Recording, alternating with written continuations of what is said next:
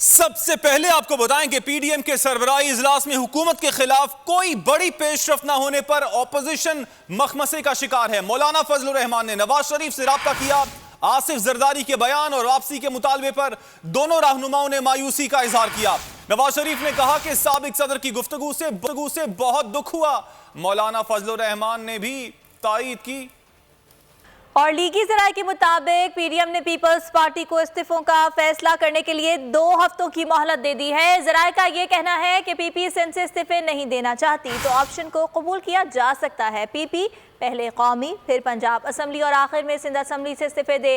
नून लीगी जराये का यह कहना है कि पीपी किसी भी ऑप्शन पर नहीं आती तो राहें जुदा हो सकती हैं, जिसके बाद 9 जमातें लॉन्ग मार्च का ऐलान करेंगी। पीपल्स पार्टी 1 से 2 हफ्ते में इस्तीफों का फैसला कर ले। जराये का यह बताना है कि नून लीग पीपल्स पार्टी सिंध से इस्तीफे नहीं देना चाहती तो ऑप्शन को कबूल किया जा सकता है। आपको बताएं कि पीपी पहले कौमी फिर पंजाब असम्बली से इस्तीफे दे। जराये की जानिब से यह बताया जा रहा है कि नून लीग तीसरे मरहले में पीपल्स पार्टी सिंध से इस्तीफे दे। जराये नून लीग का यह भी बताना है कि पाकिस्तान पीपल्स पार्टी किसी भी ऑप्शन पर नहीं आती तो राहें जुदा हो सकती हैं। नून लीग पाकिस्तान पीपल्स पार्टी फैसला नहीं करती तो 9 जमातें लॉन्ग मार्च का ऐलान करेंगी, ऐसा कहती है। पीडीएम के बड़ों के बाद इजलास के बाद बड़ा फैसला। मौलाना फजलुर रहमान का लॉन्ग मार्च मुलतवी करने का ऐलान। कहा पीपल्स पार्टी को इस्तीफों पर तहफ्फुज़ात हैं, वक्त मांगा है। पीपल्स पार्टी के जवाब तक लॉन्ग मार्च मुलतवी समझा जाए। पीडीएम सरबराह ने वाज़ेह किया कि इस्तीफों के बगैर लॉन्ग मार्च नहीं होगा।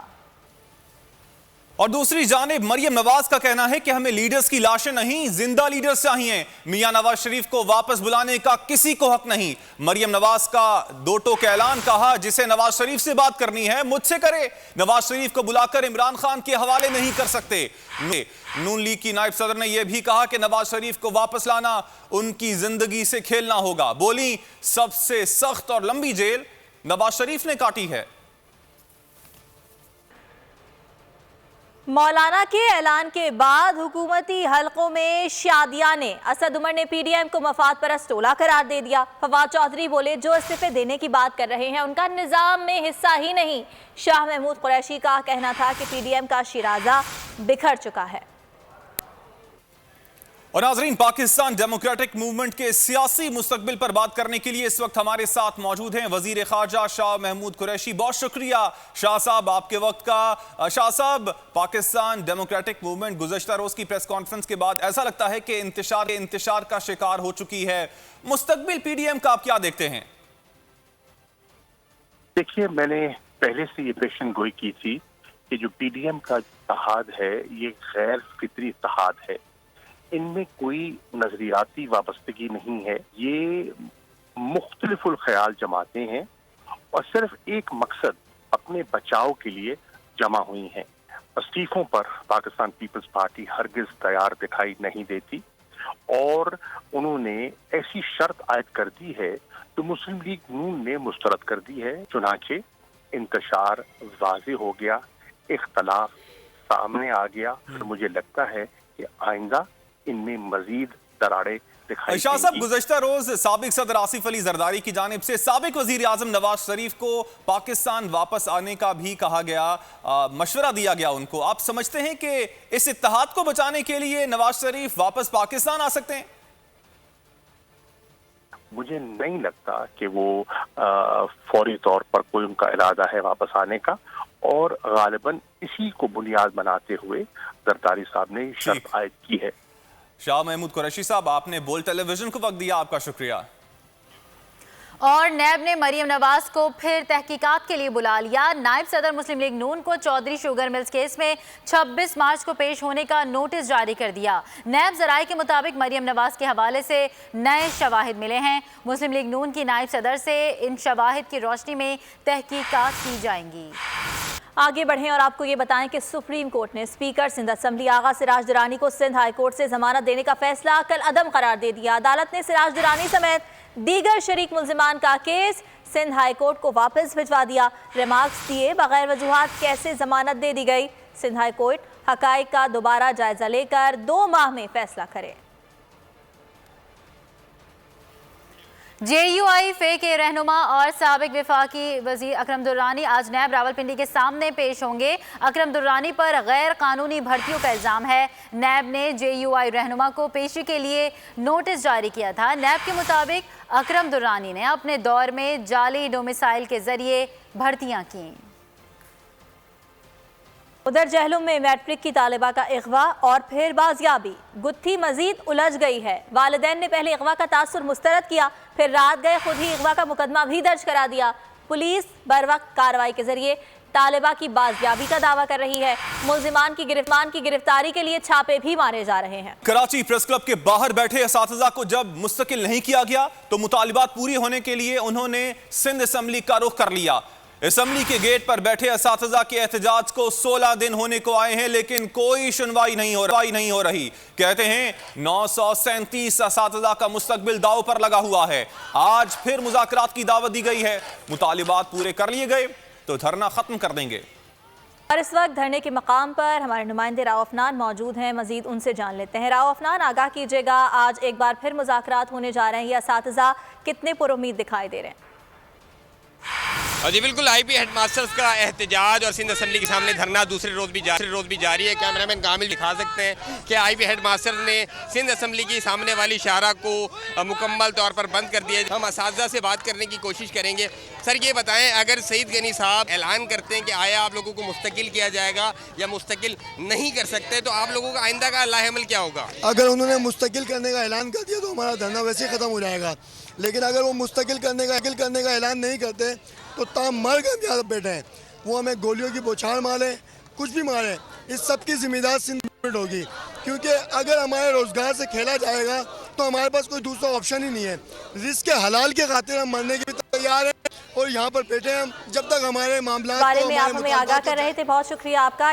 और नाज़रीन, कोरोना से बचाव के लिए मुल्क में 60 साल से ज्यादा अफराद की वैक्सीनेशन जारी है। इस्लामाबाद के 14, कराची के 28, बलूचिस्तान के 44 और खैबर पख्तूनख्वा के 134 वैक्सीनेशन सेंटर्स में आवाम को डोजेस दी जा रही हैं। पेशावर में कोरोना वैक्सीनेशन 60 साल से ज़ायद उम्र के अफराद को लगाने का सिलसिला जारी है। बोल न्यूज़ के नुमाइंदे आसिफ शकूर वज़ीर सेहत तैमूर सलीम जगड़ा के साथ मौजूद हैं, उनसे बात करते हैं। जी आसिफ। देखें, खैबर पख्तूनख्वा में 60 साल से ज़ायद उम्र के अफराद की वैक्सीनेशन का सिलसिला जो है वो जारी है। इस वक्त हमारे साथ हेल्थ मिनिस्टर जो हैं तैमूर सलीम जगड़ा भी मौजूद है। अब तक कितने अफराद जो हैं वो वैक्सीनेट हो चुके हैं और जो रेशो है वो क्या है इसका?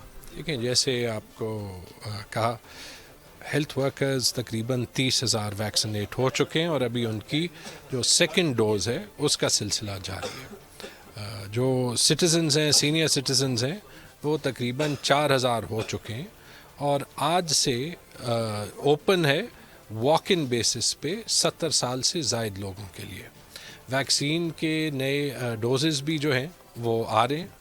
पूरा जो प्रोसेस है वो NCOC से कोऑर्डिनेटेड है, तो इंशाल्लाह अगले चंद दिनों में आप इसमें भी जो है वो रफ्तार ज़्यादा होते हुए देखेंगे। जी, अब तक सूबे में जैसे कि सूबाई वज़ीर सेहत ने बताया कि 30,000 से ज़ायद जो हेल्थ केयर के अफराद हैं उनको वैक्सीनेशन बहुत शुक्रिया आसिफ शकूर अपडेट कर रहे हैं। खैबर पख्तूनख्वा में कोरोना के बढ़ते फैलाव के पेश नज़र पेशावर समेत 9 अजला में स्कूल्स बंद कर दिए गए। हुक्काम के मुताबिक तालीमी इदारे 28 मार्च तक बंद रहेंगे। वज़ीर तालीम शहराम तरकी के मुताबिक इन अजला में कोरोना की शरह 10 से 13% है। अभी आपको ये खबर दें कि वज़ीर आज़म ने नेशनल सिक्योरिटी डिवीज़न के एडवाइजरी पोर्टल का इफ्तिताह कर दिया। शुरा से खिताब में कहा, सिक्योरिटी फोर्सेस ने कुर्बानियाँ देकर हमें महफूज बनाया। इलाकाई अमन के बगैर अपनी जोग्राफियाई अहमियत का फ़ायदा नहीं उठाया जा सकता। इलाकाई अमन का सबसे ज़्यादा फ़ायदा पाकिस्तान का होगा। मज़ीद कहा, हमसाया ममालिक से खुशगवार ताल्लुकात खारजा पॉलिसी का हिस्सा हैं। भारत 5 अगस्त का इक़दाम वापस ले, फिर बात होगी। वज़ीर आज़म इमरान खान के दौरे लाहौर के दौरान आज अहम फैसले मुतवक्के हैं। सूबे में बड़ी इंतज़ामी तब्दीलियों का इम्कान है। कब्ज़ा माफिया के खिलाफ कितने ऑपरेशन हुए, कितनी सरकारी अराजी वागुजार हुई, वज़ीर आज़म को पूरी रिपोर्ट पेश की जाएगी। अहम खबर है, वज़ीर आला पंजाब की मुआविन खुसूसी फिरदौस आशिक अवान का बयान सामने आया है। कहती हैं PDM की घटिया सियासत का जनाजा उठ चुका है। ये भी कहा कि गैर फितरी इत्तेहाद अपनी इबरतनाक मौत मर चुका है। इस्तीफों की सियासत पर पीडीएम की हंडिया बीच चौराहे में फूट पड़ी है। लॉन्ग मार्च के लिए हौसला और हिम्मत चाहिए। फिरदौस आशिक आवान ने कहा कि करप्शन के पैसे पर पलने वालों में लॉन्ग मार्च की जरूरत नहीं। मौलाना हलवा खाने निकले थे मगर उन्हें हलवा मिला, ना इस्तीफों का जलवा।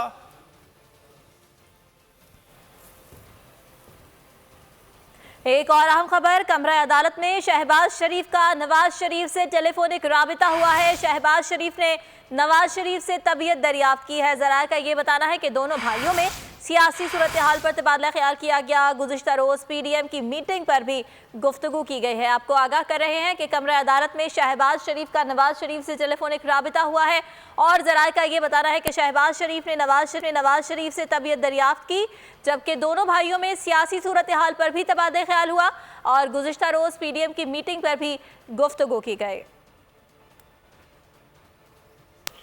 एहतसाब अदालत में Benazir income support programme reference की समाअत हुई। फरजाना राजा और चेयरमैन पैमरा सलीम बेग की अदम पेशी के बायस मुलतवी कर दी गई। अदालत ने फरजाना राजा और सलीम बेग की एक रोज़ अदालती हाजिरी से इस्तिस्ना की दरख्वास्तें मंजूर कर ली।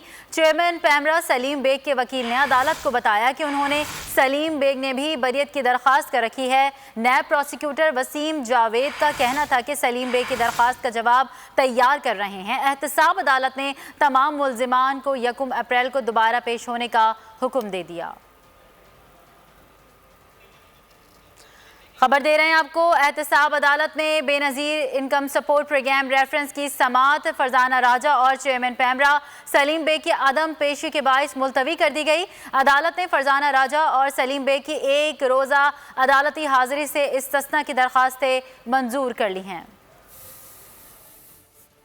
खबरों के सिलसिले को आगे बढ़ाते हैं। कराची में गवालों की मनमानियां जारी हैं। सिंध हाई कोर्ट ने दूध की कीमतों में इजाफे के खिलाफ दरखास्त पर कमिश्नर कराची, सिंध हुकूमत और दीगर फरीकैन को नोटिस जारी कर दिए हैं। आइंदा समाअत पर तफसीली जवाब जमा करवाने का हुक्म दे दिया गया है। संदेश और चैनल को आखिरी नंबर्स पर डालने का सिलसिला थम ना सका। बोल न्यूज़ की जबरी बंदिश पर अवाम पैमरा से सवाल करने लगे हैं। मुल्क के थोलोअर्स में शहरी बोल के हक में मैदान में आ गए। सहाफ़ियों और सिविल सोसाइटी की जानिब से चेयरमैन पैमरा के इक़दामात के खिलाफ एहतजाज का सिलसिला भी तेज हो गया। सब्सक्राइब करें और बेल दबाएं ताकि कोई खबर रह न जाए।